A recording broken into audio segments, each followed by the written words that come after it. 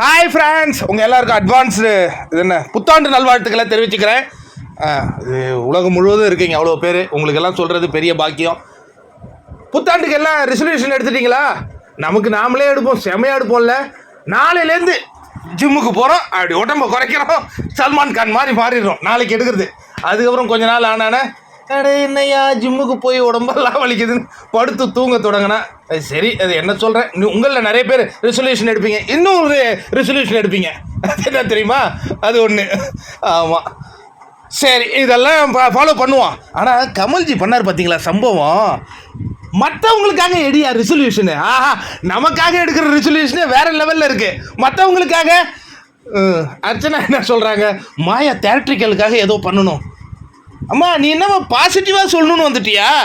அடி நெகட்டிவாக ரெசல்யூஷன், அவங்ககிட்ட இருக்கிற நெகட்டிவாக உடைக்கணும், அதுதானே ரெசல்யூஷன். அப்படியா சார்? இல்லை, நீங்கள் போன எபிசோடில் என்ன கடைசியாக போட்டு வாங்கன்னு வாங்கிட்டீங்க. நான் பாசிட்டிவாகவே மாறிடுறேன். அது எனக்கான ரெசல்யூஷன் தான் நான் வச்சுக்கிறேன் சார். நான் கேட்டதுக்கு பதில் சொல். கேட்டதுக்கு எங்க சார் பதில் சொல்கிறது? ரெசல்யூஷன் சொல்கிறீங்க, நாங்கள் சொல்கிறதுக்கு முன்னாடி நீங்கள் ஒரு 10 எடுக்கிறீங்க. நான் என்ன பண்ணுறது? சரி, எல்லாரும் நிக்சனுக்கு ஒரு அட்வைஸ் கொடுத்தாங்க. என் தம்பி தங்க கம்பி வெளியில் போய் இனி பாடல்கள்லாம் நிக்சனுடைய பாடல்களாக கேட்கணும், இதுதான் இந்த ஒரு வருஷத்துலேயே செஞ்சிடணும் அப்படின்னு எல்லாரும் வாழ்த்துக்கள் தெரிவித்தாங்க. ஆக்சுவலாக அதில் ஒரு இந்த ஃபோட்டோ ஞாபகம் இருக்கா? ரவீனா எவிக்ட் ஆகும்போது நிக்சன் மாயா சிரிப்பு, விஜய் மட்டும் உம்முன்னு ஆக்டிங் கிங் அவர். சரி, நம்ம மற்றவங்களை கிரிட்டிசைஸ் பண்ணக்கூடாதுங்க, பாசிட்டிவாக சொல்லுவோமே. வருடத்தின் கடைசி நாள்லையும் கிரிட்டிசைஸ் பண்ணிக்கிட்டு. ஆனால் ஒரு விஷயம், ராஜமாதாவுக்கு டைட்டில் கிடைக்காது போல இருக்கு. ஏன் ப்ரோ அப்படி சொல்கிறீங்க? ஒரு ஆள் மேலே இவ்வளோ வெறுப்பு வன்மை இருக்கிறவங்க டைட்டில் வின்னர் ஆக முடியாதுப்பா. நேருக்கு நேராக நின்று பேசணும். சரி, அது பின்னாடி வரேன். மாய வலையில் சிக்கினாங்களா, பூர்ணிமா வலையில் சிக்கினாங்களா? விசித்ராமா, உங்களை வச்சு அவங்க அடுத்த வாரம் ஃபுல்லாக கேம் ஆடுவாங்கம்மா. எவ்வளோ தூரம் படித்து சொன்னாலும் பாசிட்டிவாக இருந்தாங்க அந்த அம்மா. எப்போ நெகட்டிவிட்டிக்குள்ளே போய் விழுந்தாங்களோ அன்னையிலேருந்து அந்த அம்மாவால் எழுந்திருக்கவே முடியல. இவங்க கமல்ஜி வரையும் இன்றைக்கி வழக்கு போயிடுச்சு. கஷ்டமாக தான் இருக்குது நமக்கு நினைக்கும் போது. எவ்வளோ தங்கமான அம்மாவாக இருந்துச்சு அந்த அம்மா. சரி, இப்போ ரெசல்யூஷன்லாம் எடுத்துட்டாங்களா? அதான் நிக்சனுக்கு வந்து பண்ணணுன்னாங்க. அதாவது அதில் உள் அர்த்தம் ஒன்று இருக்குது. டே தம்பி, உனக்கு திறமை இருக்குது, நீ அதை வச்சு பயனடைகிறான்னா நீ அதையெல்லாம் விட்டுட்டு இங்கே வாழ்ந்துகிட்டு இருக்கே அப்படிங்கிறத எல்லாரும் சொல்ல வந்த ஒரு கருத்து. அது தம்பிக்கு புரியுமா புரியாதான்னு எனக்கு தெரியல. அதற்கு அடுத்ததாக கமல்ஜி நேராக இதில் வராருங்க, அந்த தினேஷுடைய விஷயத்துக்கு வந்தார். விசித்ரா மேம் அப்படின்னு ஒரு குரல் கேட்டது, அது நல்லா இருந்தது. அது ஆக்சுவலாக என்னென்னா, விசித்ராமா வந்து ஒரு 4 நாள் 5 நாள் கிச்சனில் நிறைய ஒர்க் பண்ணாங்க. ஆனால் உங்களுக்கு கிடைச்ச பேர் என்ன அப்படின்னு பார்த்தீங்கன்னா, அதுதான் என்னென்னா, நம்ம மற்றவங்களை பற்றி இந்த பிக் பாஸ் வீட்டில் பேசலாம், தவறே கிடையாது. ஆனால் பர்சனல்குள்ளே போனோன்னா அதை யாருமே ரசிக்க மாட்டாங்க. இன்னும் நான் அந்த விஷயத்தை கமல்ஜி அட்ரஸ் பண்ணும்பொழுது ஆடியன்ஸுடைய கிளாப்ஸ் பார்த்தீங்களா? நீங்கள் விசித்ராவை சப்போர்ட் பண்ணுறவங்களால கூட அவங்க மனைவி பற்றி இவர் நேரடியாக இங்கே பேசுனது தவறு. அதுவும் அவங்க வந்து பிரிந்திருக்கும் பொழுது பேசியிருக்கவே கூடாது அப்படிங்கிறதான் ஆடியன்ஸுடைய கிளாப்ஸ்லேருந்து கண்டிப்பாக உணர முடிஞ்சுது. இன்னொரு விஷயம் நீங்கள் புரிஞ்சுக்கிட்டீங்களா நண்பர்களே? அந்த கமல்ஜி வந்து ஒரு விஷயம் கேட்குறாரு. 91 நாள் இருந்துட்டு இதுக்கப்புறம் போகிறாங்கன்னா ஏதாவது ஒரு ரீசன் இருக்குமே.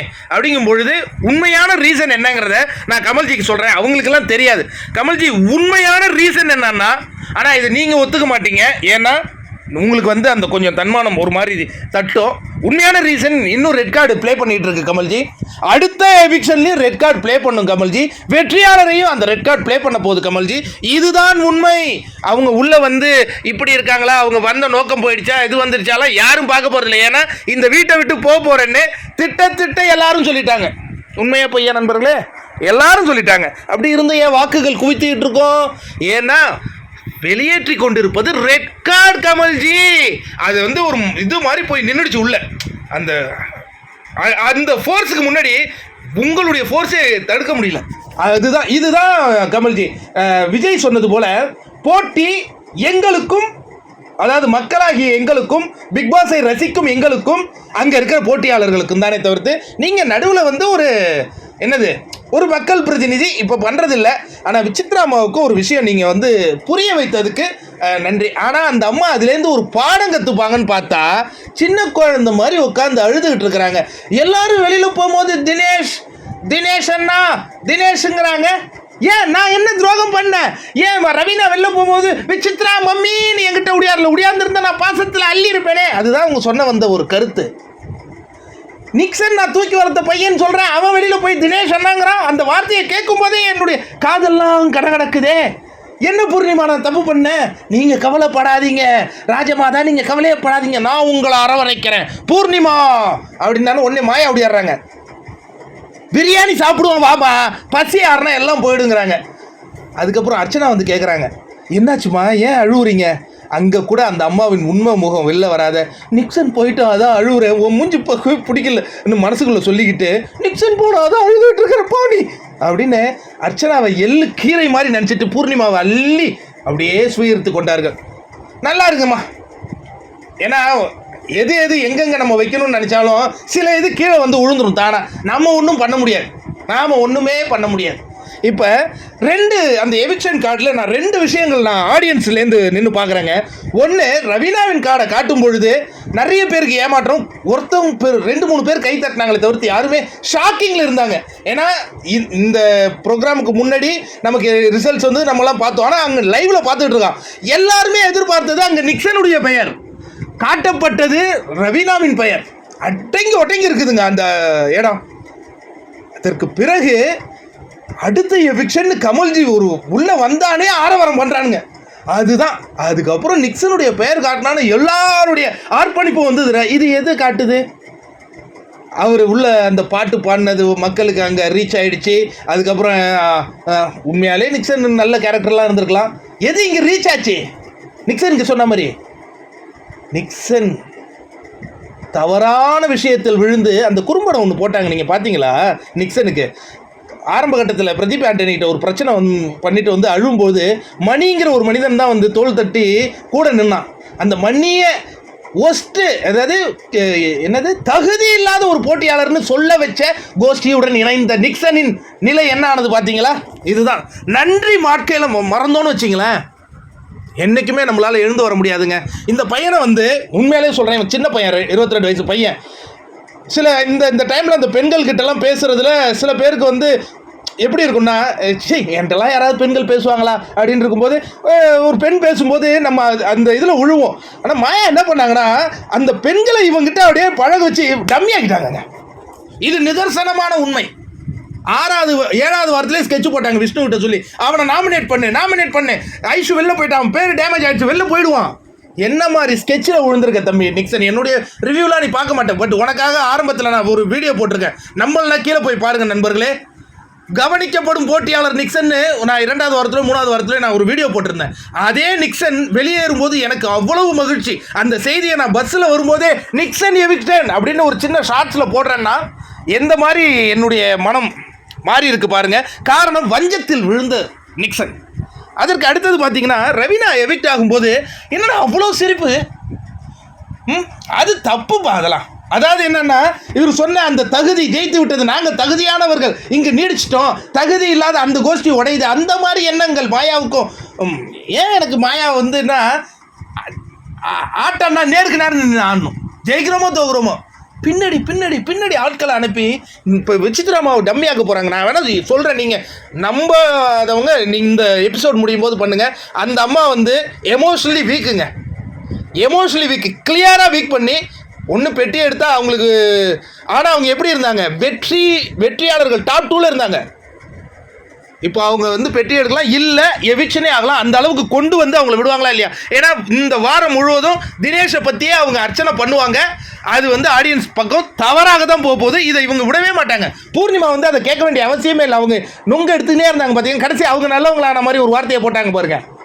நான் சொன்னேன் அந்த என்னுடைய ரிவ்யூவில் சொன்னேன்னே, அவர் மனைவியை பற்றி பேசுனது அங்கே தப்பாக போயிருக்கு. அதே மாதிரி உங்கள் கணவரை பற்றி உங்கள் ஃபேமிலியை பற்றி அவர் பேசியிருந்தா நீங்கள் நான் சும்மா விட மாட்டேன். அப்படி தானே முடிஞ்சுதா?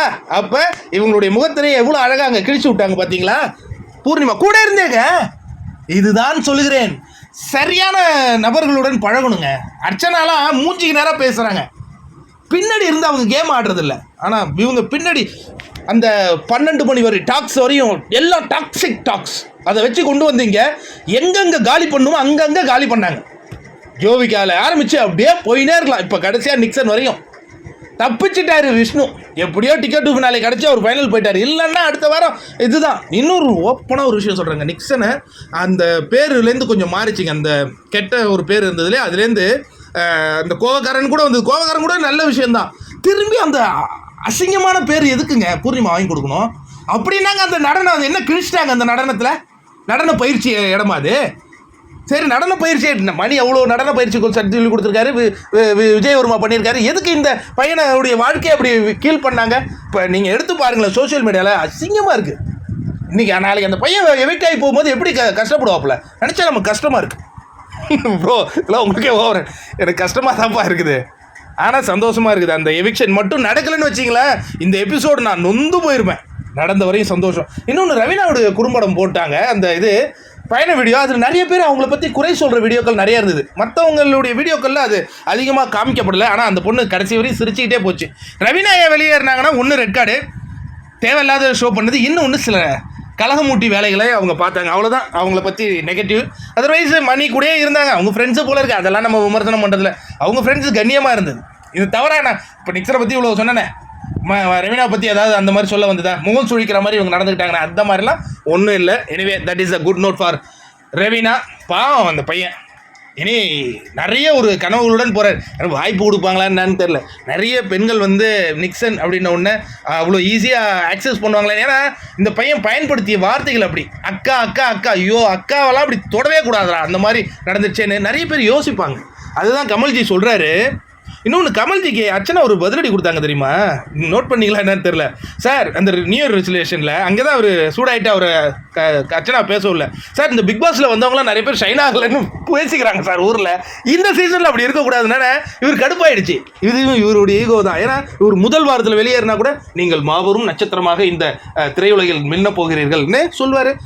ஆரியே வரலங்க, ஆரிக்கே அடுத்த படம் வரல, அப்புறம் யாருக்கு என்ன?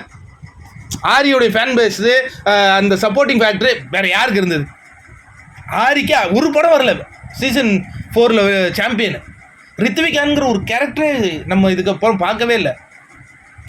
அதுதான் சொன்னாங்க அர்ச்சனா. அது கமல்ஜிக்கு பிடிக்கல.